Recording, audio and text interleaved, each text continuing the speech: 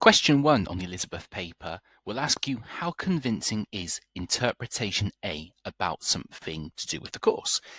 Now it's worth 8 marks, and if we have a look here at the board, I've got the stem of the question highlighted there in red.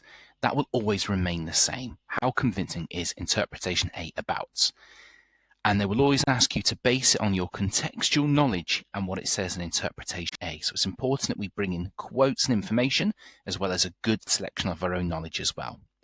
Now the part in yellow there is the bit that will always change. They'll ask you something different. And for this question, we're going to look at reasons why Elizabeth I did not get married. Now, first of all, that word convincing, we're going to use that quite often in our answer because it's the focus of the question. It basically means, can you believe this view? And the answer is always yes. I wouldn't worry too much about what's not in the interpretation, but whatever is in there, back it up, explain why it's convincing with your own decent knowledge. So just a few things. An 8 marker means that we have got 2 paragraphs to write for a higher level, although if we're looking for a grade 4 to 5, one well-developed reason will be enough. We're going to aim for about 10 minutes on this to leave time for the bigger questions. And this bit's key. This is one of those questions where you just need to focus on the content, not the provenance at all. Ignore the provenance. You'll not expect to know the historian or anything to do with that. Just 2 parts of the content that we like.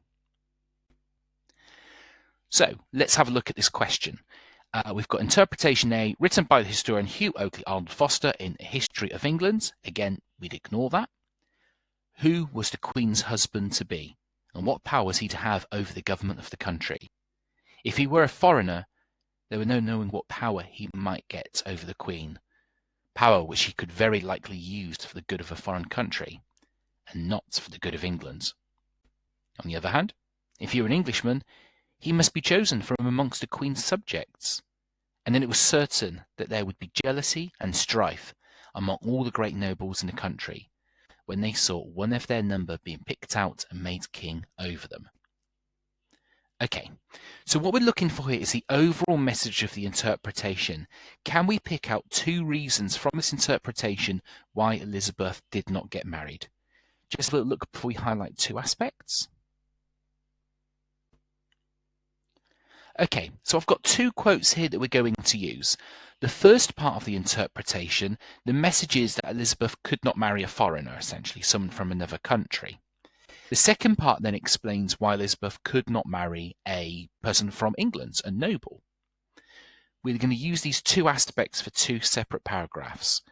What we're not going to do is we're not going to analyse this interpretation line by line. Again, it's not what the examiner wants. They're looking for you to show you've understood the overall message. So, let's start off our first paragraph with the theme. And you can see that I've done that here. Again, looking at the colour scheme, I start my answer off the same as the question.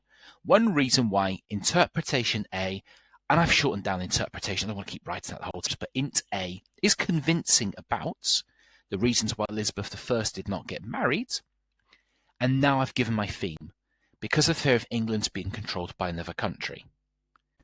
Now, the question says what it says in interpretation A. So I'm now bringing the quote in. What I'm doing here is an inference. I'm not just repeating the same as the quote. I didn't say its interpretation is convincing because if he was a foreigner, there's no knowing what power he might have over the Queen. I know this is interpretation A says if he were a foreigner, there's no knowing what power he might have over the Queen. I'm just copying it. I've changed the wording around a little bit there. Not a big quote either, just a few words and that's it. Now we're at the step where we're bringing in our own knowledge to support. So we're using that headline to begin with, using my own knowledge I know. Now in this paragraph, we're looking to bring in some developed own knowledge. And for the higher levels, looking for your level 4s, your grade 7s, 8s and 9s, we're going to try to link into the wider context. So we're not just explaining about marriage with Elizabeth, but an overall understanding of knowledge of life in Elizabethan England. And that's something we'll keep coming back to for the higher levels time and time again. Understanding overall what life was like, the bigger picture, the bigger problems. So using my own knowledge, I know that this is convincing because many people in England were scared of Elizabeth marrying the Spanish king, Philip II, and the problems this could cause England.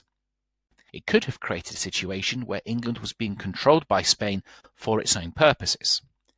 Now there's some good knowledge there. I'm going to get some marks, but in bold is where I've brought in a wider context. I know that Tudor England had already seen this with Mary I's marriage to Philip, which was very unpopular. Furthermore, this would have caused religious problems with Spain being a Catholic country of huge power, who would have rejected Elizabeth's religious settlement and caused problems with her Protestant and Puritan supporters, possibly leading to rebellion. So there, I've not just spoken about marriage, but a big picture there, relationship with Spain, the religious settlement. I've showed a wider range of knowledge.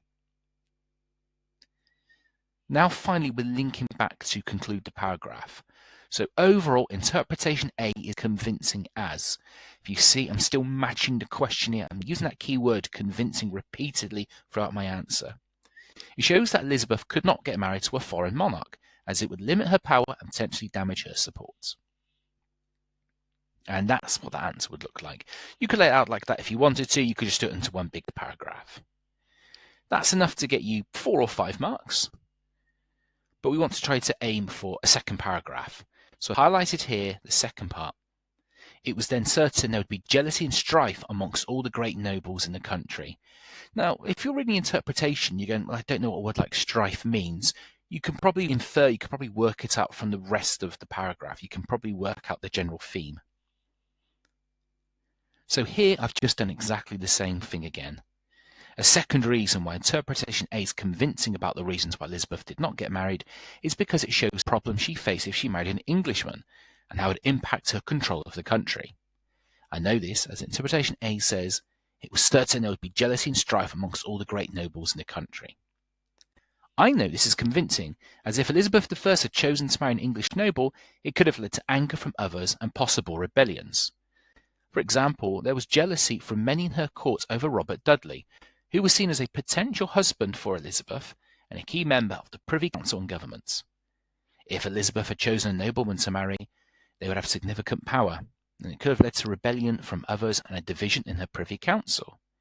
Elizabeth relied heavily on the support of her Privy Council and the nobles, and could not afford to upset, as shown by the revolt of the Northern Earls and later the Essex Rebellion. These events highlighted the potential dangers of Elizabeth angering the nobles in the Privy Council, which marriage to Englishmen could have caused. Therefore, interpretation A is convincing, as it shows why Elizabeth could not marry an Englishman, as it would have impacted the stability of the country. And again, we can see that I've brought in that wider knowledge. I understand what's happening later on in Elizabethan England and potential issues. And that's what the answer looks like. 2 separate paragraphs. We're leaving a line. We're making it really clear to our examiner. We've done what the question wanted. We have used the interpretation, and we've brought in our own knowledge as well twice. And that's it for this one. So just a few things to be aware of. 2 paragraphs, 10 minutes. Focus on just the content of the source, not the provenance, and do use the source. Don't just bring in your own knowledge and not back it up. It's not looking for your own knowledge here on its own. It's looking for you to match it up with what the interpretation says. Explain the messages of the interpretation. Overall, what's it saying? Don't just analyze it line by line. Bring in that precise own knowledge to show an understanding of these events. And with the higher levels, link it to the wider context. What was the big picture like in England at this time?